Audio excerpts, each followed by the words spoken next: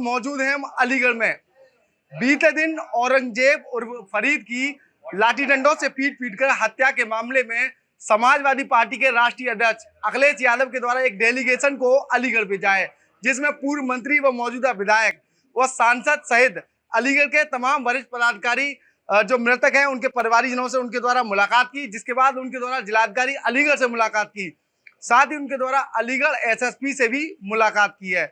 मृतक के परिवारजनों से मुलाकात के बाद डेलीगेशन से क्या मृतक का परिवार क्या कुछ कहा उन्होंने और अलीगढ़ का जो पुलिस और प्रशासन है उनसे क्या सारी बातचीत हुई, उन्हीं से जान लेते हैं।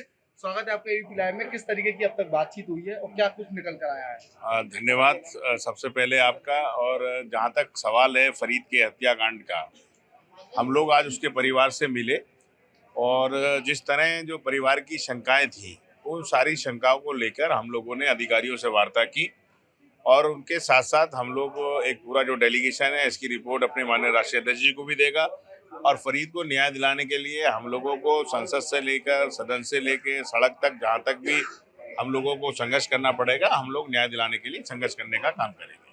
पूर्व में मंत्री रह चुके हैं आप, किस नजरिए से देखते हैं जो मौजूदा सरकार में जो कुछ चल रहा है, लगातार इस तरह की घटनाएं में बढ़ोतरी हो रही है, तो क्या लग रहा है आपको?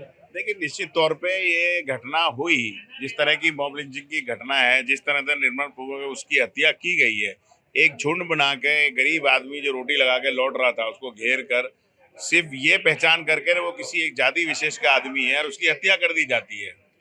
और एक तरफ सरकार जो है मॉब लिंचिंग कानून बना रही है, तो हम लोगों ने अधिकारियों से कहा कि अभी कानून 1 जुलाई से लागू होने वाला है, उसमें एनएसी की भी क्रिया है। आप उस कानून को लागू जब हो जाए तो इस केस के अंदर जरूर इम्प्लीमेंट करिए, जो कि नज़ीर बने पूरे देश के अंदर।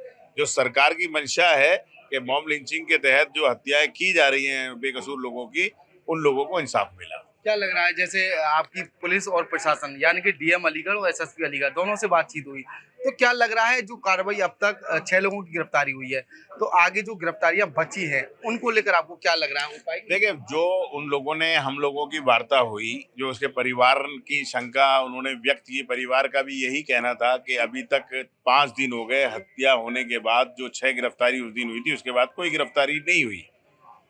हम लोगों ने एसएसपी और डीएम साहब से भी यही बात की और उन लोगों ने हम लोगों को पूरा आश्वासन दिया, क्योंकि फर्स्ट प्रायोरिटी था जो शहर का पीस था उसको मेंटेन करना था।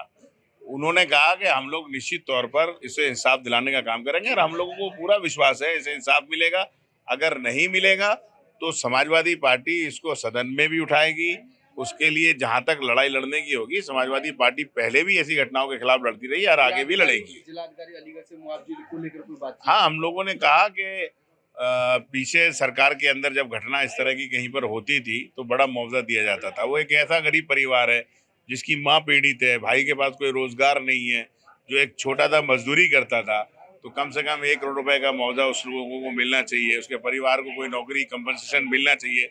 इस पर जिलाधिकारी ने हम लोगों को आश्वासन दिया कि जो उनके अधिकार में है वो उसको करेंगे और बाकी लिख के शासन को भेजेंगे।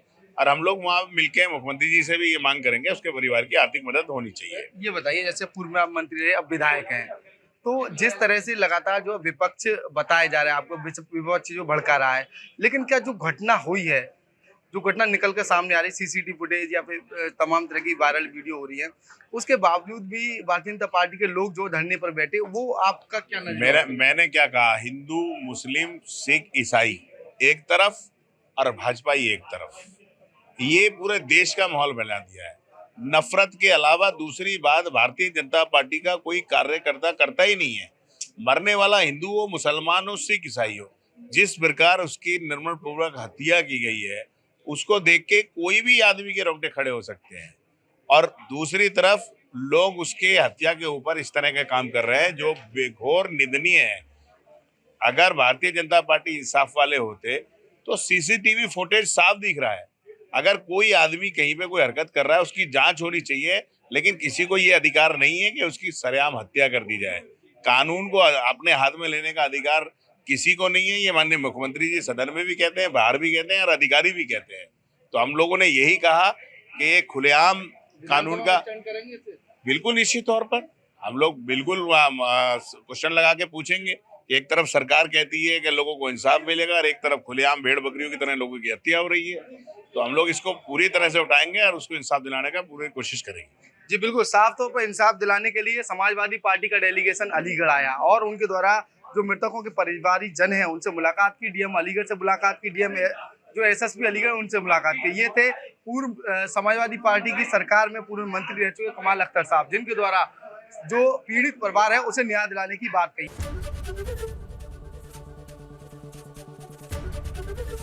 एबीपी गंगा, खबर आपकी, जुबान आपकी।